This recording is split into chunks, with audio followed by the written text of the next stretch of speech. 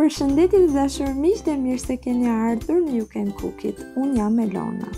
Sot do të përgatisim bashkë një tavë të shpejtë, të cilën unë e kam përgatitur në fakt gjatë Ramazanit dhe nuk është se kam shumë pamje, kështu që videoja do të jetë shumë e shkurtër, por është një tavë shumë e shijshme, pasi do ta pjekim në furrë, por do të ketë shijen sikur i kemi pjekur në zgar. Për këtë tavë unë kam përdorur krah dhe gjysmë krah. Pra nuk është vetëm ajo pjesa e poshtme e krahut, por dhe ajo pjesa e lartme që duket si një kofshë e vogël. Tani të dashur miq, shijen perfekte që ja jep kësaj tave që të duket sikur i keni përgatitur në zgar, ja japin pikërisht erëzat. Pra, nëse do të përdorim erëza të mira në marinim, atëherë tava do të marrë një shije fantastike. Unë kam përdorur pak piper të kuq djegës, piper të zi, 2 lugë ëmbëlsirash rigon dhe piper të kuq jo djegës. Gjithashtu 1 lugë ëmbëlsirash salcë speci dhe 1 lugë ëmbëlsirash salcë tomate. Erëzat dhe salcën ja shtojmë pulës.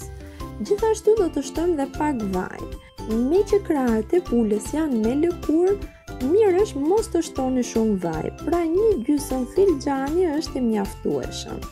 Në tasin ku kemi pulën dhe do t'i trazojmë të gjitha bashkë, mos të harrojmë të shtojmë dhe kripën dhe 2-3 thel pinj hudhër të grirë, pra të shtypur mirë. Unë i kam shtuar pak më vonë pasi harrova dhe u detyrova t'i trazoj edhe një herë. Pra në momentin që shtojmë erëzat, do të shtojmë dhe kripën dhe hudhrën e grirë. Patatet do t'i presim të mëdhaja dhe pasi i ndajmë një herë në mes, gjysmën e patates e presim si fetat e mollës. Masës i kam shtuar gjithashtu 1 lugë mjalt. Mos u habisni të dashur miq që çdo mjalti këtu me mishin dhe këto gjërat e tjera, por mjalti i jep atë skuqen e bukur dhe ngjajnë si të kërcanisura. Mos mendoni se do ta bëj masën të ëmbël, nuk ka lidhje fare të dashur miq. Pra, pasi shtuam dhe mjaltin, i trazojmë të gjitha mirë.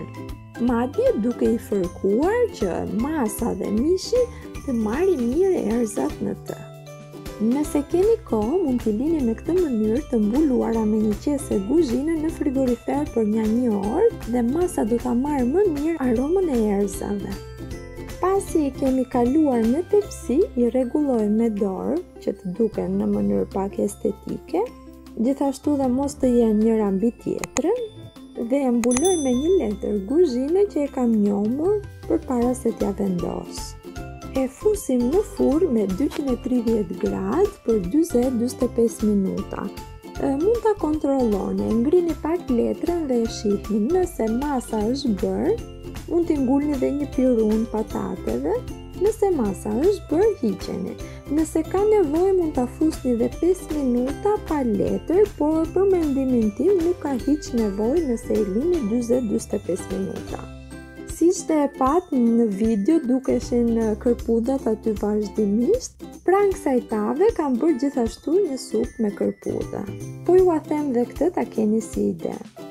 Kjo ishte për të dashur miq, shpresoj që dhe ju ta provoni në këtë mënyrë dhe ta ndani me miqtë tuaj. Era e mirë e kuzhinës dhe harmonia me njëri tjetrin mos qoftë kurrë mangët në shtëpitë tuaja. Gjithë të mirat dhe miru dëgjofshim.